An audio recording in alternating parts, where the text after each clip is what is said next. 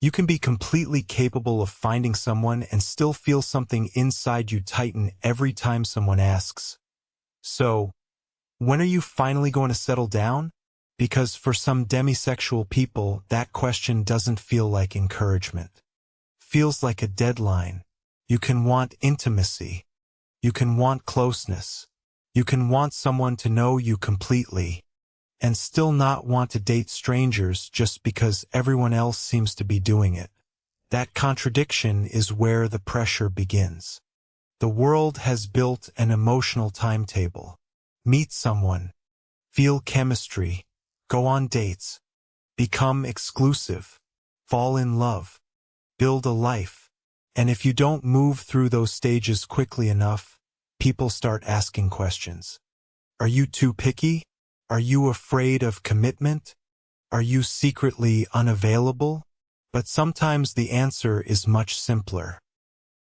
You don't experience attraction on command, and that can make modern dating feel less like connection and more like an audition for a role you never applied for.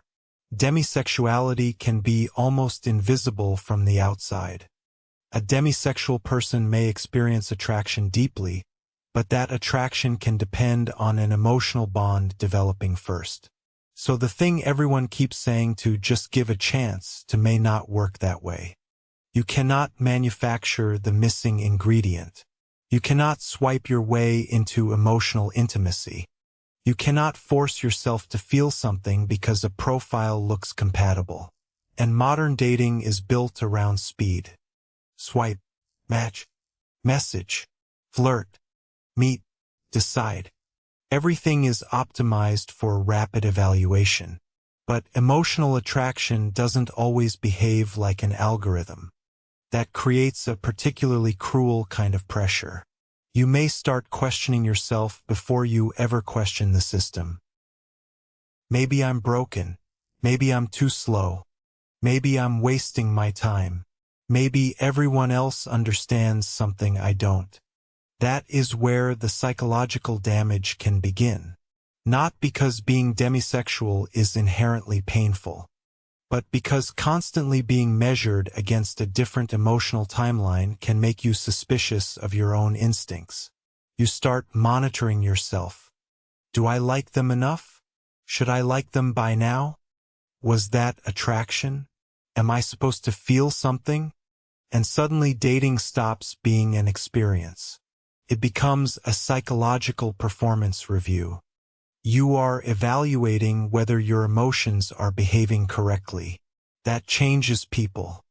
Quietly, over time. Because when you repeatedly hear that attraction should happen quickly, you may begin treating emotional connection like a deadline. And deadlines are terrible environments for intimacy. Intimacy requires curiosity. Pressure requires performance. Those two things do not mix well. Here is the contradiction nobody talks about. A demisexual person may desperately want a meaningful relationship while simultaneously hating the process everyone says is necessary to find one. They may want partnership without wanting the endless search. They may crave closeness without wanting constant romantic evaluation. They may want to be deeply known without repeatedly introducing themselves to strangers as a potential romantic candidate. The problem may not be love. The problem may be the marketplace surrounding love. Dating apps can turn human beings into profiles. A photograph, a job, a few interests, a location, a handful of carefully selected words. Then comes the question, would I date this person? For someone whose attraction depends on emotional connection, that question can feel almost absurd. How am I supposed to know? I don't know them. And that is the part nobody wants to hear. Sometimes the person isn't rejecting dating. They are rejecting the expectation that attraction should exist before connection has had time to form. Modern dating rewards immediate certainty. You're expected to know whether there is chemistry after one coffee. whether there is potential after 3 messages, whether you should continue after 1 awkward silence. Everything becomes an early verdict, and that can create emotional exhaustion before intimacy even begins. Because every interaction carries a hidden question. Could this become something? That question can destroy the ability to simply experience someone. Instead of listening to the conversation, you watch your own reaction. Instead of discovering who they are, you wonder whether you feel enough. Instead of allowing attraction to develop, you search for evidence of it. That is emotional self-surveillance. And underneath it is another hunger: certainty. You want proof that you are normal. Proof that eventually someone will make sense. Proof that the connection everyone promised you exists somewhere. So you keep checking. The apps. The messages. The matches. The dates. The possibility. And sometimes validation begins to replace attraction. Someone wants you. Someone finds you attractive. Someone keeps texting. Someone chooses you. For a moment, that attention can feel like evidence that something is happening. But being wanted is not the same as wanting. And being desired is not the same as feeling emotionally connected. Eventually, you may have to face a brutal question. Did I actually want them? Or did I want to be wanted? That question can hurt more than rejection. Because loneliness can disguise itself as attraction. And modern dating is very good at feeding that confusion. You might convince yourself someone is right because they made you feel safe. Because they listened. Because they gave you attention when you were lonely. But emotional safety is not automatically romantic attraction. And friendship is not failed romance. Yet culture constantly blurs those lines. If you have a deep bond with someone, people tell you to date them. If you're single for too long, people tell you to start looking. If someone is kind, attractive, stable, and interested, they tell you to give them a chance. But good on paper does not mean emotionally right. And this is where the pressure becomes suffocating. Your friends may say, "You'll never know unless you try." Your family may say, "You're getting older." Social media may make it look like everyone is coupling up. And dating culture keeps whispering the same message. You are behind. But behind what? A timeline you never agreed to? A relationship milestone designed around somebody else's emotional wiring? A culture that treats being partnered as proof your life is progressing? The pressure becomes stranger when being single is treated like a problem that needs solving. People stop asking whether you are happy. They ask whether you have found someone. As if the absence of a partner automatically means the absence of fulfillment. That assumption can create another hidden wound. You may start performing interest. Not because you are manipulative. Because you are trying to make yourself legible. You flirt a little harder. You respond faster. You tell yourself to keep going. Maybe attraction will appear. Maybe if I try hard enough, I'll finally feel it. Sometimes it does. Sometimes it doesn't. And when it doesn't, the disappointment may not even be about losing the person. It may be about losing the possibility that you could finally become the version of yourself everyone expects. The partnered version. The settled version. The normal version. That is a brutal realization. Because eventually you may discover that you were not afraid of being alone. You were afraid of being judged for being alone. Those are completely different fears. One is loneliness. The other is social belonging. You see couples everywhere. Engagement announcements. Vacation photos. Wedding content. Found my person.